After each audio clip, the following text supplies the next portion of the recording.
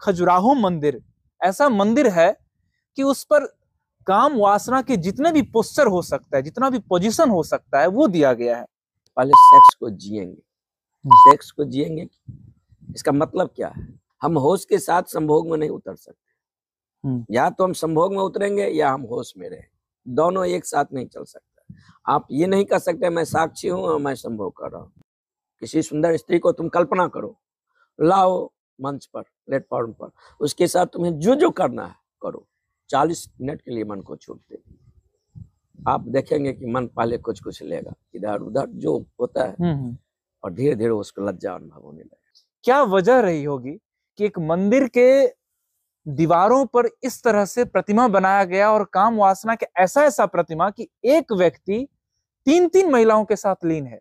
आप उन प्रतिमाओं को देखेंगे, उन चेहरा पर देखेंगे तो चेहरा आपको ध्यानस्थ मिलेगा। चेहरा पर जरा सा कामुकता नहीं है।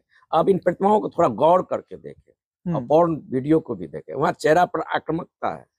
वहां जिस भाव में वह सेक्स में जा रहा है, उस भाव में पूरा शरीर भर गया है। लेकिन उसके फेस पर आप जरा ध्यान करें तो इतनी शांत और इतनी लय फेस है, इतना ध्यानस्थ है, ये लगता ही नहीं है वो संभोग में रहता है। कोणार्क, पुरी या अजंता एलोरा पर अश्लील मूर्तियों का चित्रित किया गया है। इसका क्या मतलब? मनुष्य को मन में जो देखे, मनुष्य स्त्री को जानना चाहता है, काम को सारे रूपों को वह जीना चाहता है, खेलना चाहता है। सबसे पहले नमस्कार सर, रेबल न्यूज इंडिया में आपका स्वागत है। धन्यवाद। हम चाहते हैं कि एक मंदिर का जिक्र करें, नाम है खजुराहो, साथ साथ बहुत सारे मंदिर हैं, जैसे कोणार्क का मंदिर हो गया, एलोरा हो गया, और भी सारे मंदिर हैं। उस मंदिर पर, मंदिर एक सेक्रेड प्लेस माना जाता है कि मंदिर पर तो देवी देवता रहते हैं, मुकुट धारण किए हुए रहते हैं, उनके ऊपर में जो है पीतम्बरी रहता है। लेकिन खजुराहो मंदिर ऐसा मंदिर है कि उस पर काम वासना के जितने भी पोस्चर हो सकता है, जितना भी पोजीशन हो सकता है, वो दिया गया है। उसमें बहुत सारा चीज है, कई लोग आध्यात्मिक रूप से नहीं समझ पाते हैं। मैं चाहता हूं कि आपका इस पर क्या दृष्टि है, कैसे आप इस चीज को देखते हैं कि एक मंदिर में काम वासना के सारे रूप को दिया गया है? क्या विचार है सर, इस पर थोड़ा प्रकाश डालें। उस मंदिर पर जो इस प्रकार के पोस्टर बनाया गया है, नग्न स्त्री पुरुष के मैथुन चित्रित किया गया है, उसके पीछे बहुत वैज्ञानिक कारण। क्या है? तांत्रिकों का, तंत्र का अभिप्राय वहां सिद्ध होता है, क्योंकि योग और तंत्र का 2 रास्ता है स्पिरिचुअल में जाने का। अच्छा। योग के पथ पर आप जब जाएंगे तो संकल्प का मार्ग है, योद्धा का मार्ग है, क्षत्रिय का मार्ग है। ठीक है। वहां आप संकल्प से जाएंगे। और योग जो यात्रा करता है तो वह काम वासना के आजू बाजू से निकल जाना चाहता है, उससे झंझट नहीं लेता है। हम आजू बाजू से भी निकल जाते हैं, और एक बार मंदिर पर पहुंच गया तो काम वासना पराजित होकर जो है उसे देखता रहता है। तो कैसे एंट्री कर गया बाहर, बिना मुझसे पूछे, तुम्हें देखे नहीं है, इधर उधर से कहां से निकल गया है। तो अपने पर काम वासना को लग जाओ। और दूसरा तंत्र का मार्ग है, तंत्र उसके साथ एनकाउंटर करता है। अच्छा। तो योग के पद पर दमन आएगा बहुत चीजों में, यम नियम आसन प्राणायाम प्रत्याहार ध्यान धारणा समाधि, पतंजलि का अष्टांग योग के जो नियम है उस पर हमें चलना पड़ेगा, तब जाकर वो अंतिम संभावना खिलेगा। लेकिन तंत्र का जो अभिप्राय है वो भोग से जाता है। तो कहेंगे हम जन्मों जन्मों से तो भोग ही रहे हैं, भोग से कोई मार्ग है? हम तो पतित ही हो गए हैं, अभी इससे ज्यादा पतित क्या होगा? जो अंतिम संभावना गिरने का है वही मनुष्य है। इसीलिए हम सुने हैं कि योग भ्रष्ट शब्द हमें सुनने में आया है, कभी हम भोग भ्रष्ट शब्द नहीं सुनते। सही बात है। भोगी क्या भ्रष्ट होगा? वो तो भ्रष्ट ही है। हाँ। भ्रष्ट तो होगा योगी। सही बात। गिरने का संभावना तो उसी का है, जो ऊंचाई पर चढ़ेगा उसी ही गिरने की संभावना है। और जब वो नीचे गिरेगा तो उसका अस्थि पंजर भी टूट जाएगा। ये संभावना इस बात से बनता है, ऊंचाई, ये संभावना इस बात से बनता है कि कितने ऊंचाई से वो गिर रहा है। तो तंत्र का जो अवधारणा है वो भोग की ही यात्रा कर रहा है, लेकिन थोड़ा भिन्न है। तंत्र भोग में उतरने के लिए पहले होश, सजगता, जागरूकता, अवेयरनेस, होश की साधना करवाता है, तब जो है सुखाता है अब तुम भोग में जाओ। पत्नी के पास, स्त्री के पास ऐसे जाओ जैसे मंदिर में मूर्ति हो। अगर तुम्हारे मन में जरा सा काम वासना का विचार आ गया तो वहीं पर जो है इस योग का, वहीं पर जो तंत्र का मास्टर है गुरु, वो रोक देगा। और सबसे बड़ी चमत्कार तो यही घटता है कि होश, अवेयरनेस, साक्षी, सजगता के साथ जब हम काम वासना में, क्रोध में या लोभ में उतरते हैं तो उतर ही नहीं सकते। ये कुंजी है, मास्टर की है। जिस पर हम होश को रख देंगे, जिस पर हम जागरूकता को रख देंगे, वो चीज ट्रांसफॉर्मेशन हो जाता है, बदल जाता है। जब हम किसी चीज को होश के साथ, जागरूकता के साथ करते हैं तो बुराई समाप्त हो जाता है। हम होश के साथ संभोग में नहीं उतर सकते। या तो हम संभोग में उतरेंगे या हम होश में रहें, दोनों एक साथ नहीं चल सकता। आप ये नहीं कह सकते मैं साक्षी हूं और मैं संभोग कर रहा हूँ, ये संभावना नहीं है। जब भी आप अवेयरनेस और होश को उपलब्ध होंगे तो काम वासना का जो कानाफूसी है वो सरेंडर कर देगा उस प्रकाश के सामने। तो तंत्र का अभिप्राय यही है कि हम जागरूकता को उपलब्ध हो और तब काम वासना को एनकाउंटर। इसीलिए तांत्रिकों में पंच मकार प्रसिद्ध है। वह कहता है तांत्रिक हम स्त्री गमन करेंगे, हम काम वासना को जिएंगे, उचिष्ट भोजन करेंगे, मदिरा पिएंगे, अब हम होश को साधेंगे। होश को योग के पथ पर साधने में वैसी ही बहुत कठिन समस्या है। एक पल होश को साध कर देखिए तो लगेगा कि असंभव है, कोशिश करते हैं नहीं होता, क्योंकि मन को स्वाभाविक नहीं है to be living in the present. वर्तमान में होने का उसका ढंग ही नहीं है। या तो पास्ट ओरिएंटेड होता है या वो फ्यूचर ओरिएंटेड होता है। और ध्यान का मतलब है to be living in the present, वर्तमान में होने की कला। चाय पी रहे हैं तो सिर्फ चाय पीजिए, और खाना खा रहे हैं तो सिर्फ खाना खाइए, और बात कर रहे हैं तो सिर्फ बात करिए, और चल रहे हैं या टहल रहे हैं तो सिर्फ टहलिए। लेकिन हम जब टहल रहे हैं तो मन और कुछ बातें करता है, मन उस जगह से सिर्फ अनुपस्थित है। चाय पीते हैं तो मन कुछ और सोचता है, या वो अतीत में किन्हीं घटनाओं से या भविष्य में किन्हीं घटनाओं के प्रति वो सजग होता है, या ये काम करना है, वो ये करना। कभी वह वर्तमान के क्षण के साथ वो जिया ही नहीं। वर्तमान जो है सो द्वार है राम का, वर्तमान मन का मौत। तो ये वर्तमान में होने की कला है ध्यान। इसी के लिए तंत्र सूत्र में भगवान शिव और पार्वती को जो अंतरंग वार्तालाप है उसमें 112 विधियां बताया गया। लेकिन मनुष्य को जो स्थित है उसको देखते हुए तंत्र किसी प्रकार का नियम नहीं देता है। पहले सेक्स को जिएंगे, सेक्स को जिएंगे, इसका मतलब क्या है? हम देखते हैं कि कोणार्क, पुरी या अजंता, एलोरा पर अश्लील मूर्तियों का चित्रित किया गया है। इसका क्या मतलब? मनुष्य को मन में जो देखे, मनुष्य स्त्री को जानना चाहता है, काम को सारे रूपों को वह जीना चाहता है, खेलना चाहता है। और मनुष्य के मन में इस प्रकार की विकृतियां है, वो विकृतियां इसके कारण पैदा होता है कि काम वासना के साथ हम सहज नहीं लिए। समाज ने कुछ नियम, सभ्यताएं आविष्कार किया जिसके कारण काम वासना को दमित किया गया। जब काम वासना दमित होता है तो रुग्ण हो जाता है। जब वह रुग्ण हो जाता है तब वह विभिन्न प्रकार को जो दमित आवेग हम देखते हैं, स्त्री के साथ मैथुन का चित्रण करते हैं, पुरुष पुरुष के साथ, स्त्री पुरुष के साथ।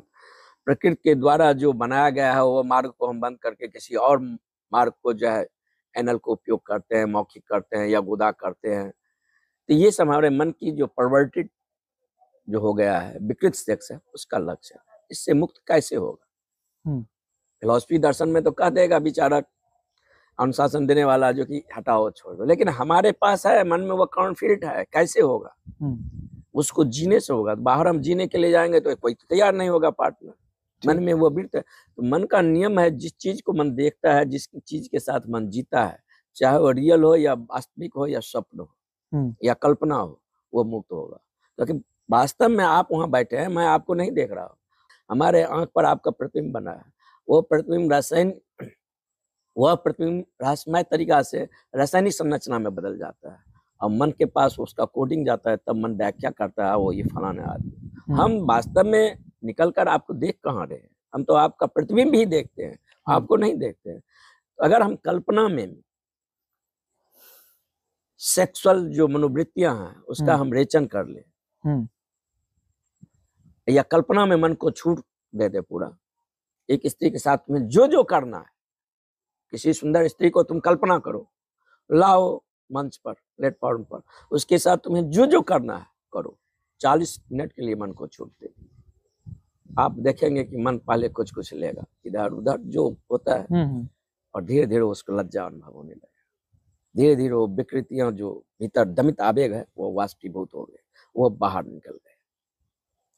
वो जो दिखाया गया है नग्न मैथुन, जब तांत्रिक गुरु मास्टर ये देखता है कि सेक्स का जो विकृत रूप है ये शिष्य में इस प्रकार का है, तो वहां पर जो है सो बैठने का जगह था, ध्यान करने का जगह था, वहां जाकर उसको कहता था चले जाओ और फलाने नंबर सीट पर तुम बैठ जाना, और वहां उस मैथुन पर जो है लगातार फोकस करो। उसको देखते हुए मन से वो विकृतियां जो है महीना, 2 महीना, 3 महीना में विदा हो जाता था, फिर वह वापस आता था, फिर उसके मन में सेक्स के प्रति जो आवेग है उसको वो देखता था, और उस प्रकार के आसन को, उस प्रकार के जो मैथुन चित्रित वहां किया गया था उसको देखने के लिए फिर वहां पर देखता था, उस पर उसको ध्यान करने के लिए कहा जाता था, और उस आवेग से हम मुक्त हो जाते।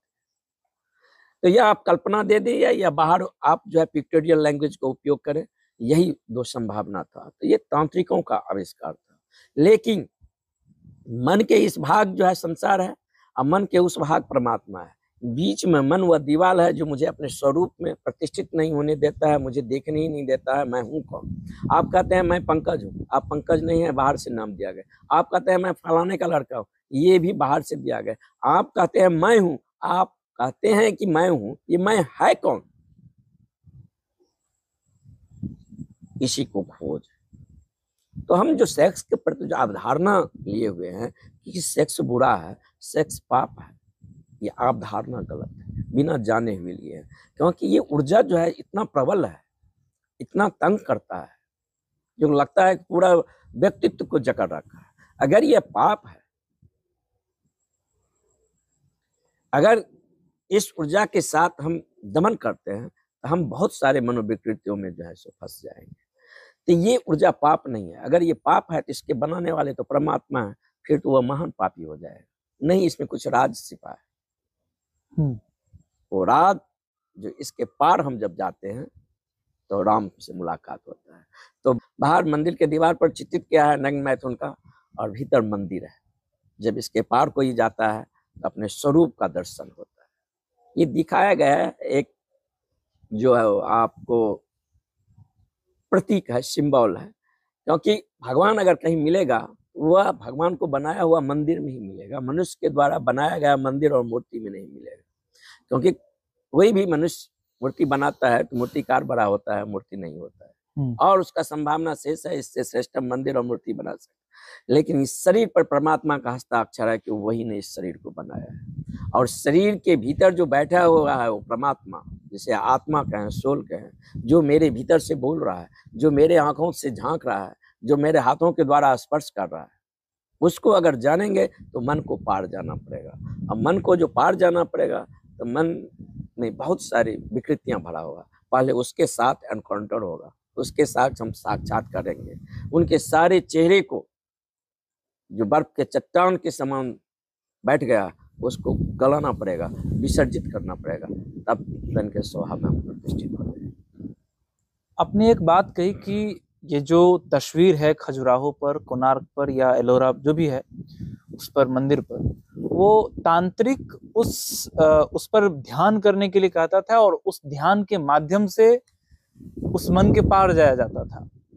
मन का वो विकृतियां जो है वो समाप्त हो जाता है। मन के उस वृत्तियों को खत्म करने के लिए उस तस्वीर का सहारा लिया जाता था। सारे मन का ही रूप है। अगर मनुष्य का मनोविश्लेषण करें या आधुनिक मनोविज्ञान से पूछे, या हम पॉर्न सेक्स अगर देखते हैं, इस प्रकार का हमको दिखता है। मनुष्य का मन ऐसा चाहता है, सही बात। भांत भांत को वो आसन लेता है, भांत गुदा मार करता है, एनल करता है, प्रकृति का जो रास्ता है वो छोड़ दिया है। ये विकृतियां है। प्रकृति तो सहज मार्ग दिया है, प्रकृति सहज मार्ग दिया। सहज मार्ग, हर एक मार्ग जो है स्पेशलिस्ट है। आंख देखने के लिए, कान सुनने के लिए, मुंह बोलने के और खाने के लिए है, हाथ स्पर्श करने के लिए है। और यौन जो बनाया है तो यौन का अलग मार्ग बनाया है, गुदा का मल विसर्जन करने के लिए बनाया है। लेकिन जब हमारा सेक्स परवर्टेड हो जाएगा, विकृत हो जाएगा, तो हम कोशिश तो करते हैं और कोई छेद कर लें जो औरत के भीतर घुसे, तो इतने ही छेद मिलता है।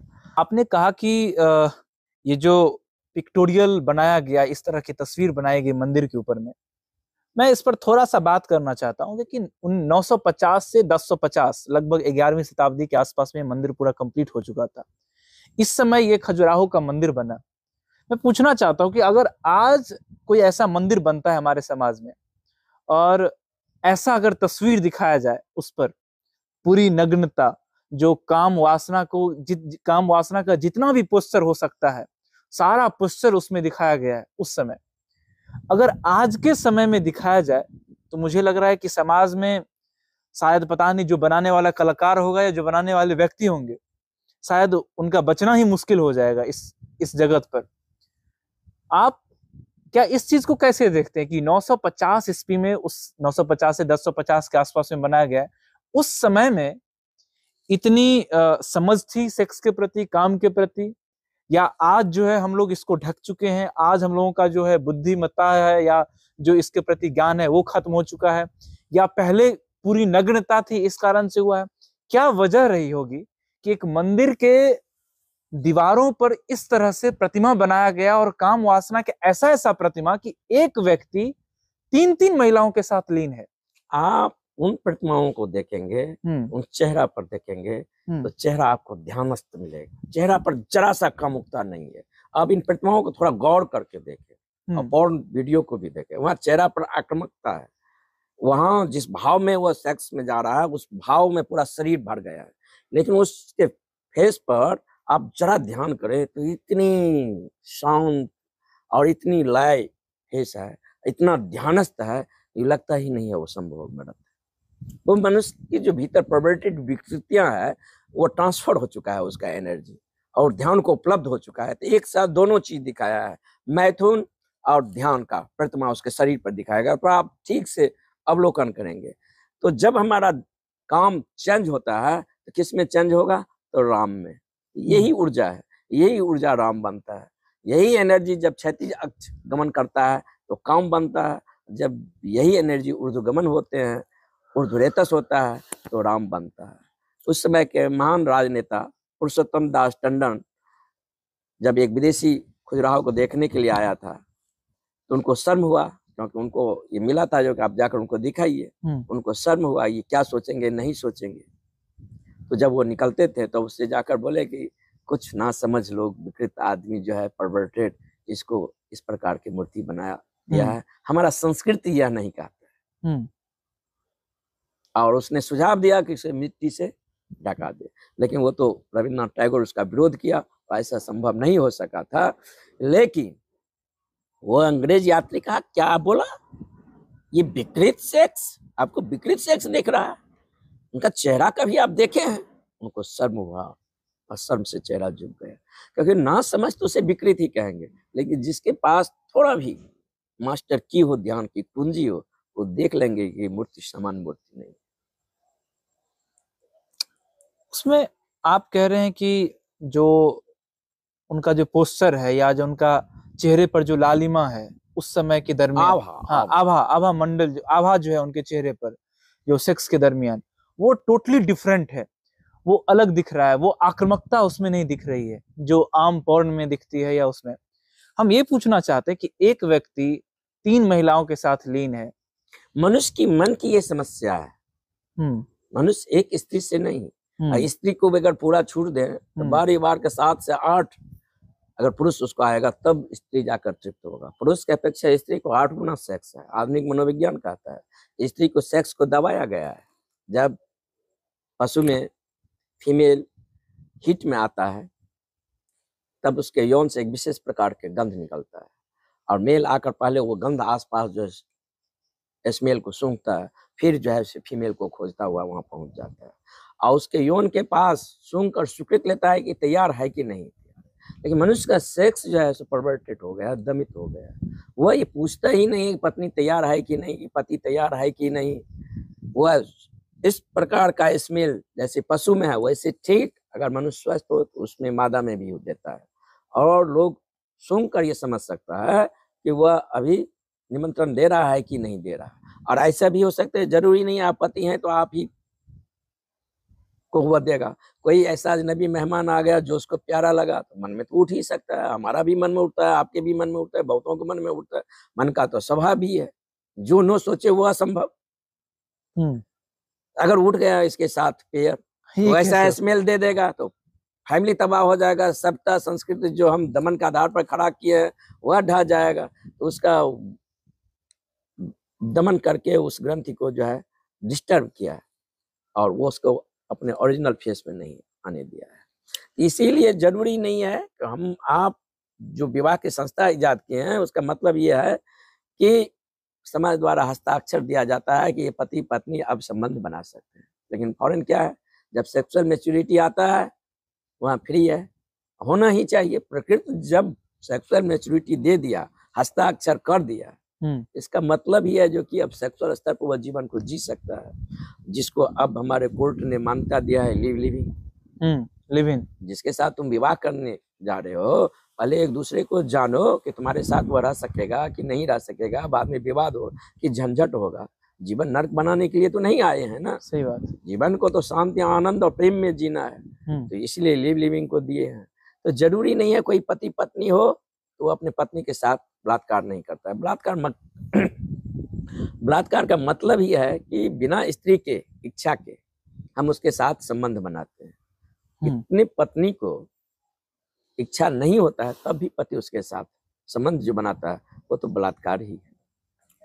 बलात्कार को डिफिनेशन क्या करिए कि गैर किसी औरत को कोई आदमी बिना उसके परमिशन के उसके साथ जो संबंध बनाता है यही बलात्कार है। लेकिन घर में भी तो यही हो रहा है, अगर जाएंगे तो घर में भी तो आपको ये बदलना पड़ेगा। तो कहीं ना कहीं हमारा ये संस्कृत है, ये सभ्यता है, करप्टेड है। क्योंकि प्रकृति में जो कुछ है उसको जब तक हम जिएंगे नहीं कि सभी अर्थों में, तब तक हम मैच्योर नहीं होंगे। अनुभव के बिना गुजरे ज्ञान नहीं हो सकता है, अनुभव से गुजर कर ही ज्ञान होगा। तो जब तक उसको जिएंगे ही नहीं तो हम मैच्योर नहीं होंगे। भारतीय चित्त जब योग और संन्यास के पथ पर चलता है, इधर ध्यान के भी पथ पर जाएगा, मंदिर में भी जाएगा और कहेगा कि भगवान बेटे को नौकरी दे दो, बीमारी ठीक कर दो।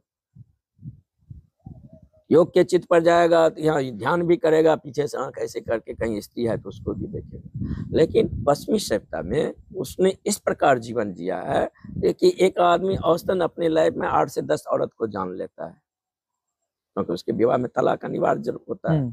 तो लगभग वो जान लेता है कि स्त्री का स्वभाव क्या है, सभी एक साथ सिद्ध होता है, और स्त्री जान लेता है पुरुष का स्वभाव क्या है, सभी एक साथ सिद्ध हो जाता है। अब वह जो स्पिरिचुअल पर यात्रा करेगा तो उसका मन मुड़ कर नहीं देखेगा, क्योंकि देखने समझने को जो था सो देख और समझ लिया। इसीलिए हमारा दृष्टिकोण ऐसा होना चाहिए, सेक्स है तो ठीक से जी लो, काम है तो उसको ठीक से जी लो, परिचित हो जाओ। अगर हम उससे परिचित हो जाते तो हम मुक्त हो जाते। लेकिन ये हम भोग होश के साथ कहते हैं, सजगता के साथ। जन्म जन्मों के साथ तो हम परिचित ही हो रहे हैं, लेकिन वो परिचित अधूरा है, क्योंकि एक मन से जाते हैं, दूसरे मन से कहीं से भीतर धर्म ग्रंथ संस्कार बोल रहा है ये पाप है, ये अच्छा नहीं है, इस प्रकार का सेक्स अच्छा नहीं है, इस प्रकार का सेक्स अच्छा नहीं है। तो भीतर हमारे डायलॉग होता रहता है, हम पूरे मन से उसे एक्सेप्ट भी नहीं किए। और निश्चित परमात्मा अगर उसको बनाया है तो उसमें कुछ राज होगा, केमिस्ट्री होगा। जरा हम पर्दा तो हटाए, हम पर्दा ही नहीं हटाए, हम उसी में जो है सो गाली भी देते हैं फिर जीते भी। तो इस बात से हम निश्चित सेक्स में आनंद है, आफुल है, ऑर्गेज्म है, तृप्ति है। पुरुष सेक्स में ऊर्जा खोता है, स्त्री जो है ऊर्जा का वो टेकर है, वो ऊर्जा का ग्रहण करता है। इसीलिए प्रत्येक संभोग के साथ स्त्री खिल जाता है। पुरुष को संभोग के फोर प्ले के बाद आफ्टर प्ले जो होता है उसमें एक उसके रास्ता उदासी फ्रस्ट्रेशन मालूम होता है। पहले उसे आनंद होता है, ऑर्गेज्म होता है, लेकिन उसके बाद जो है आनंद ऑर्गेज्म नहीं रहता। कि तभी संभव है जब प्रेम में होगा। प्रेम में होगा तो सेक्स न्यूट्रल हो जाएगा, एक वाहन हो जाएगा, प्रेम प्रमुख हो जाएगा। तब हम ये मान सकते हैं कि आज का जो समाज है, जो सेक्स को इस तरह से दमन कर दिया है, और जो उस समय था जब 11वीं शताब्दी के आसपास 950-1000 के आसपास में, उस समय जो समाज था वो ज्यादा समझता था सेक्स के प्रति, उनके प्रति। कहता है आवश्यकता आविष्कार की जननी है। जिस चीज को आविष्कार होगा, कहता है कि आवश्यकता आविष्कार की जननी है। जिस चीज का आवश्यकता होगा, जरूरी होगा, वो कहीं से कहीं जो है जीवन में उपलब्ध हो जाएगा, क्योंकि बाजार आ गया है। ठीक है। हम पॉर्न देखना चाहते हैं तो पॉर्न वीडियो से बाजार पड़े हुए हैं। सरकार नियम बनाता है, कानून बनाता है, अदालत रोकता है, हजार प्रकार करते हैं, फिर भी हम विंडो खोज लेते हैं, छेद खोल लेते हैं, इस मार्ग से हम जो है सो उसे देखते हैं।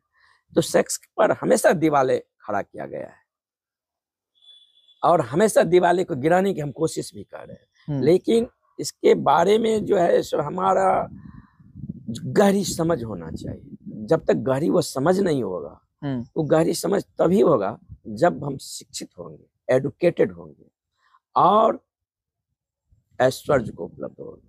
क्योंकि ईश्वर जो निकला है सब ऐश्वर्य से निकला है। हम धन कमाते हैं, क्यों कमाते हैं?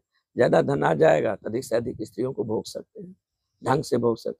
पद पर जाते हैं, ज्यादा शक्ति हो जाएगा, अधिक से अधिक शक्तिशाली होंगे, अधिक से अधिक को हम जो है सो जान सकते हैं, देख सकते हैं, संसर्ग बना सकते हैं। आप देखते नहीं विजय माल्या 70 की उम्र में जो 18 वर्ष को लड़की को रखा है, उसके लिए कोई कानून नहीं, कोई रूल नहीं है। स्त्री को तो धन चाहिए और पुरुष को स्त्री को सौंदर्य चाहिए।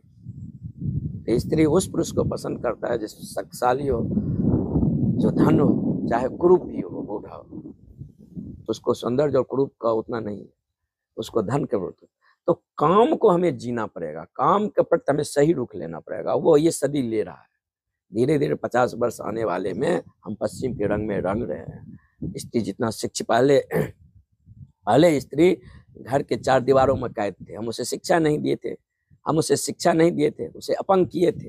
उसके पास कोई खोज भी नहीं था, रोटी देते थे, दिन भर वह काम करता था और झूठी मानते हूँ मैं तेरा पति हूँ, तेरा बच्चा है, इनमें वो जीता था। आज औरत शिक्षा हुआ है, आज औरत शिक्षित हुआ है, घर से बाहर निकला है, ऑफिस में काम कर रही है, वहाँ अपने पति के भी साथ रहा है और 10-20 नए मर्दों के साथ रह रहा है। उसमें कोई अच्छा लगेगा, कोई बुरा लगेगा, मन कहेगा अपना पति से अच्छा प्यार नहीं मिलता है, ये जो फ्रेंडशिप है ये मुझे अच्छा रिस्पॉन्स दे रहा है, वो कल उसको अपने पति को विदा करेगा, उसके साथ हाथ पकड़ेगा। तो शिक्षा कहता है यूनिटी करता है, शिक्षा यूनिटी नहीं करता है, शिक्षा यूनिटी तोड़ता है। यूनिटी होने के लिए हमें मूर्ख होना होगा, हमें शिक्षा नहीं होना चाहिए। जितना शिक्षा का अभाव होगा उतना यूनिटी होगा। पहले के समाज में देखते होंगे, एक आदमी आवाज दिया, 1000 आदमी दौड़ गया भेड़ की तरह। लेकिन आज पश्चिम में अगर बाप पीट रहा है तो बेटा सोचता है कि ये पीट रहा है सो गलत पीट रहा है कि सही पीट रहा है, ये सही पीट रहा है, ये ऐसा कर्म क्या है, ठीक पीट रहा है, वो कोई प्रतिरोध नहीं करता। क्या कि वहाँ पर्सनल माइंड विकसित हुआ है, और भारत में जो है सो कलेक्टिव माइंड विकसित हुआ है। कोई समाज में एक या परिवार का कोई एक वर्ग कहीं पर पीट रहा है तो कोई सोच भी नहीं रहा, उसके पीछे भेड़ की तरह दौड़ता चला गया, क्योंकि वो कलेक्टिव माइंड में जी रहा है, पर्सनल माइंड भी विकास नहीं हुआ है।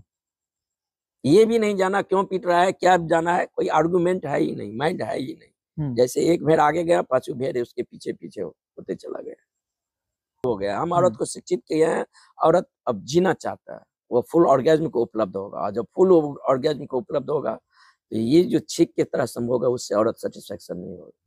औरत को हीट में ही आने के लिए 30 से 40 मिनट लगता है फोर्थ प्ले, बिना फोर्थ प्ले के पहले वो हीट नहीं, क्योंकि वह पैसिव एनर्जी है, अप्रूव एक्टिव एनर्जी है। हीट में होता है, इसको हीट में लाने की जरूरी ही नहीं, उसको लाना पड़ेगा, उसको एक्टिव करना होगा, पैसिव ऊर्जा को एक्टिव करना होगा। जब वो एक्टिव एनर्जी, जब पैसिव एनर्जी एक्टिव फोर्स में बदल जाएगा, अब वह हीट में आया है, अब उसको ऑर्गेज्म को अनुभव होगा। जब तक उसका बॉडी हीट में नहीं आएगा, उसमें आप जा सकते हैं, आ सकते हैं, लेकिन औरत ऑर्गेज्म को अनुभव नहीं करेगी। यही तो वेश्या के साथ होता है, एक दिन में 25-25, 30-30 कस्टमर को करता है, लेकिन उसको तो कोई फील नहीं है, उसके लिए ये धंधा है। पुरुष छींक के समान गया है, छींक के समान वापस आया। एक जब हम खजुराहो के मंदिर का कुछ मूर्तियों को देख रहे थे तो उसमें आंखें जो है बिल्कुल झुकी हुई थी। आंखें उस अगर आप गौर से देखेंगे तो उसके पता नहीं उसका क्या अर्थ था। अगर आप उसका अर्थ बता दे तो बहुत बेहतर होगी कि समझने में, कि आंखें पूरा मतलब झुकी हुई आंखें थी और उसके बाद जो है वो काम वासना में था। इसका अर्थ क्या होता है? स्त्री जब काम वासना में उतरती है तो आंखें बंद कर लेता है। पुरुष व्यूर होता है, पुरुष देखना चाहता है, सारी चीज नग्न करके देखना चाहता है। स्त्री की नग्नता में उत्सुकता ही नहीं है। वह यही सोचती है आखिर पुरुष पागल क्यों है नग्न स्त्री को देखने में। उसके मन में ये सवाल बार बार आता है कि पुरुष पागल क्यों है, ऐसा विक्षिप्त क्यों है। ये नग्नता को इस प्रकार उसको प्रदर्शन करके देखने, क्योंकि वह देखने में उत्सुक है पुरुष, और स्त्री के प्रति ठीक इसके विपरीत है, वह दिखाने में उत्सुक है। इसीलिए रंगती है, समझती है, संवरती है कि मुझे कोई दिखे। औरत सच संवर कर निकले अगर कोई देखे ना